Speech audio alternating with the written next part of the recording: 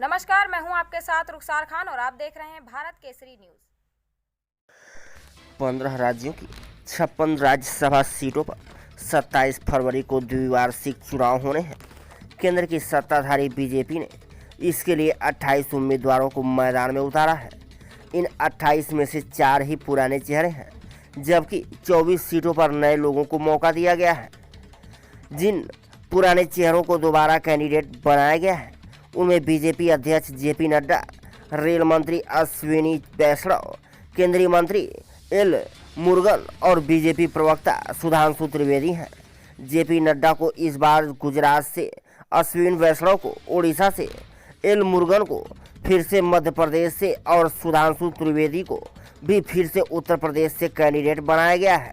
BJP को उम्मीद है कि अपने दम पर 28 में से 27 सीट पर जीत दर्ज कर लेगी, जबकि ओडिशा से प्रत्याशी बनाए गए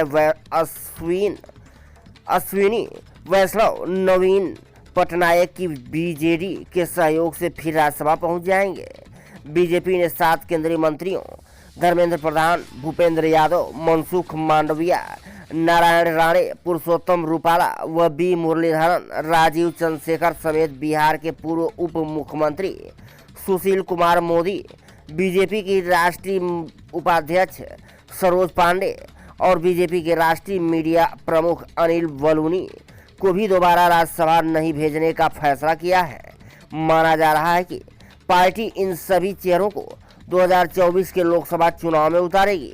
प्रधानमंत्री नरेंद्र मोदी ने पहले ही सुझाव दिया था कि राज्यसभा सांसदों को कम से कम एक बार सीधे चुनाव लड़कर सांसद पहुंचाना चाहिए। इसके बाद पार्टी में एक राय उभर कर सामने आई थी कि अधिक से अधिक केंद्रीय मंत्रियों को लोकसभा चुनाव लड़ना चाहिए, खासकर वैसे मंत्रियों को जो राज्यसभा में कम से कम 2 कार्यकाल पूरे कर चुके हों। अब माना जा रहा है कि केंद्रीय शिक्षा मंत्री धर्मेंद्र प्रधान आगामी लोकसभा चुनाव ओडिशा से लड़ सकते हैं। इसी तरह पर्यावरण एवं जलवायु परिवर्तन मंत्री भूपेंद्र यादव हरियाणा या राजस्थान से चुनावी ताल ठोक सकते हैं।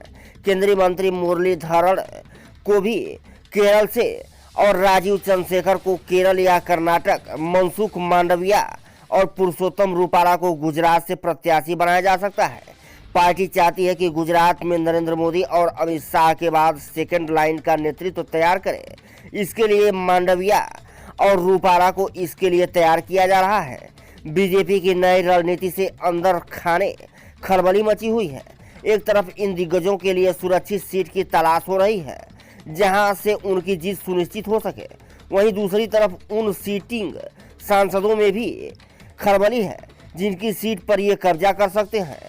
इनके अलावा बीजेपी के वैसे सांसदों की उम्मीदवारी पर भी तलवार लटक रही है जो या तो उम्रदराज हैं या कई बार लोकसभा में प्रतिनिधित्व कर चुके हैं।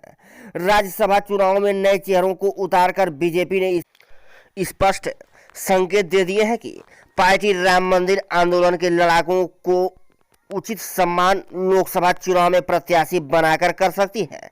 इसके अलावा पार्टी युवा चेहरों पर भी फोकस कर रही है ताकि पार्टी में सेकंड और थर्ड जनरेशन तैयार किया जा सके। तो इस तरह की खबरों को पाने के लिए हमारे चैनल को सब्सक्राइब करें और बेल आइकन को जरूर दबाएं। तो देखना ना भूलें भारत केसरी न्यूज।